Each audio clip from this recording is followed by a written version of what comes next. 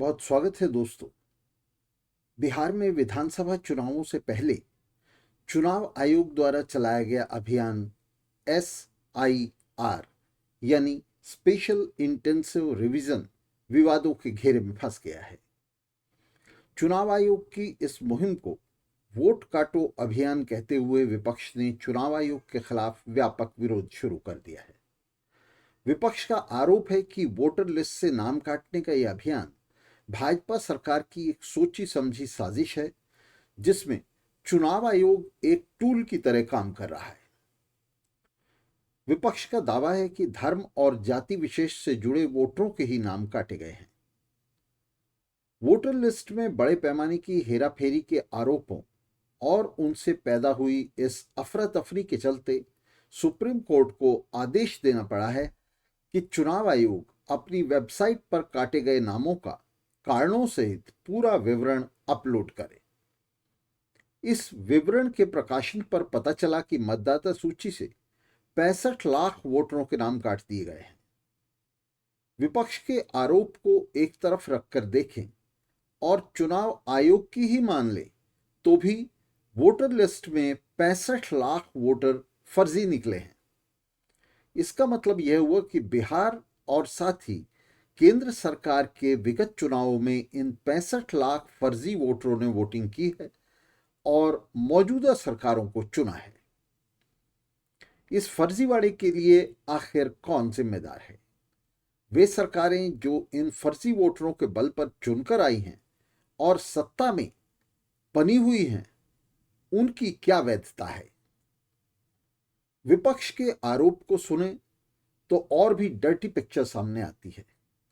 चुनाव आयोग जैसी शीर्ष संवैधानिक संस्थाएं किस तरह फरेब और धोखाधड़ी के अड्डे बनकर उन लोगों के हाथ का खिलौना बनकर रह गई हैं जो सत्ता पर काबिज हैं, यह इससे पूरी तरह स्पष्ट हो रहा है। 21वीं सदी के बूर्जुआ लोकतंत्र एक प्रहसन, एक कॉमेडी बनकर रह गए हैं। भारत इस कॉमेडी का क्लासिकल उदाहरण प्रस्तुत कर रहा है। सत्ता पर अपनी गिरफ्त मजबूत करने के बाद मोदी सरकार ने पूंजीवादी लोकतंत्र की सभी प्रतिनिधि संस्थाओं पायदान बना डाला है। संसद और अदालत से लेकर ईडी, इनकम टैक्स और चुनाव आयोग तक ये तमाम संस्थाएं मोदी शाह के गिर्द संगठित एक गैंग की कठपुतली भर बनकर रह गई हैं। बिहार राज्य चुनाव आयोग द्वारा 65 लाख वोटरों के नाम वोटर लिस्ट से उड़ा दिए जाने के बाद बिहार में वोटर संख्या 7.89 करोड़ से घटकर 7.24 करोड़ रह गई है। 7.89 करोड़ वोटरों में 65 लाख फर्जी वोटर होना बहुत ही अहम राजनीतिक परिघटना है। मेहनतकश जनता के वोट चुराने की इस साजिश का निश्चित ही विरोध होना चाहिए और इसे रोका जाना चाहिए। इस चोरी का सांप्रदायिक और जातीय कोण तो और भी शर्मनाक और गंभीर चिंता का विषय है। जनवाद के लिए सबसे आगे बढ़कर लड़ने वाले जनता के हिस्से के रूप में वर्किंग क्लास को इस चोरी के खिलाफ जोरदार प्रतिवाद करना चाहिए। भाजपा सरकार के इस फर्जीवाड़े को लेकर दक्षिणपंथी बूर्जुआ विपक्ष विरोध कर रहा है और इसे लोकतंत्र का अपहरण बता रहा है। विपक्ष के ये नेता और पार्टियां सत्ता से बाहर हैं और वे लोकतंत्र के चैंपियन बनकर सत्ता में लौटने के लिए लालायित हैं, उसके लिए हाथ पैर मार रहे हैं। मोदी सरकार पर वे लोकतंत्र के अपहरण का आरोप लगा रहे हैं और ये सही भी है। जिस तरह से मोदी सरकार ने लोकतंत्र पर हमला किया है, वोटों का इतने बड़े पैमाने पर चोरी करने का साहस किया है, उसका विरोध होना चाहिए। मगर ये नेता, विपक्ष के ये नेता अपना कल भूल रहे हैं।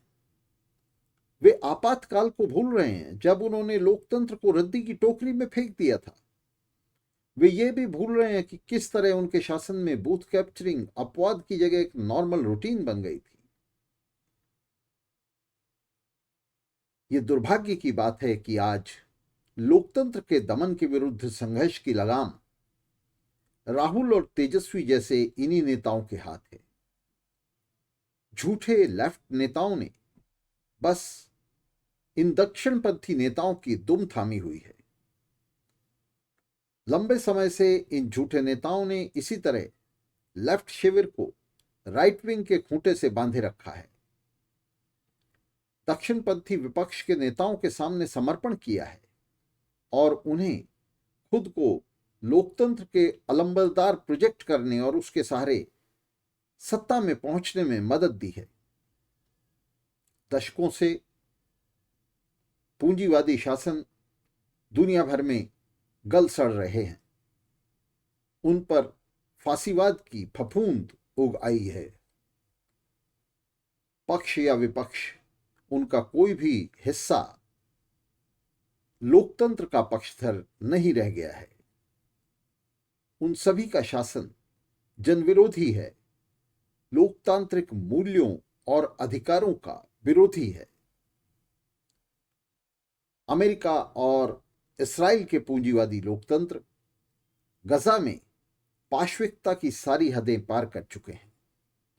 यूरोप के पूंजीवादी लोकतंत्र पूर्वी गोलार्ध को रौंदने और लूटने को लालयित हैं और इधर भारत में चुनाव आयोग से मिलकर मोदी सरकार वोट चोरी में जुटी हुई है।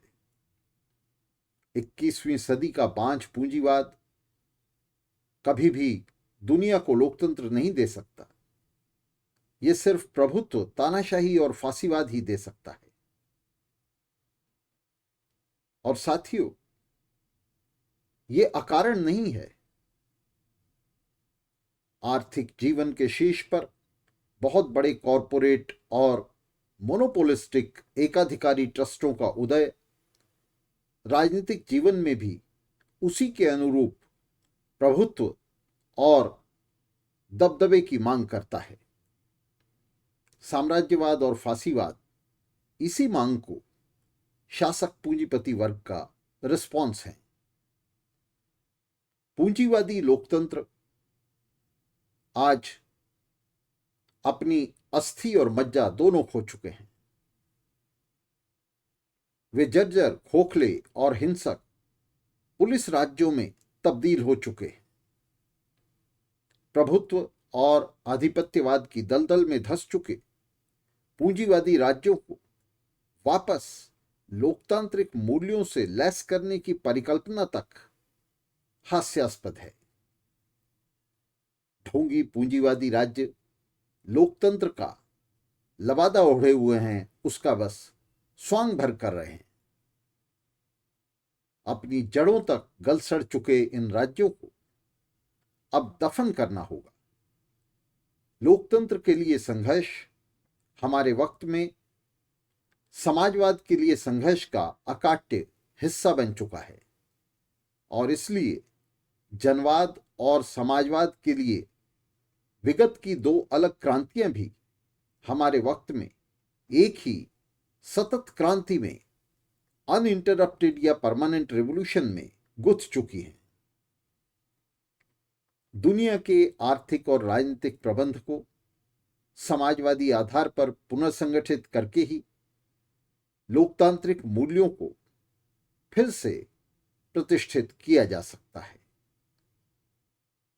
साथियों, साथ रहने के लिए बहुत बहुत धन्यवाद और आपसे ही अपील करते हैं कि इस प्रसारण को ज़्यादा से ज़्यादा शेयर करने में हमारी मदद करें और हमारे दोनों चैनल्स को, फेसबुक और यूट्यूब चैनल को सब्सक्राइब करें।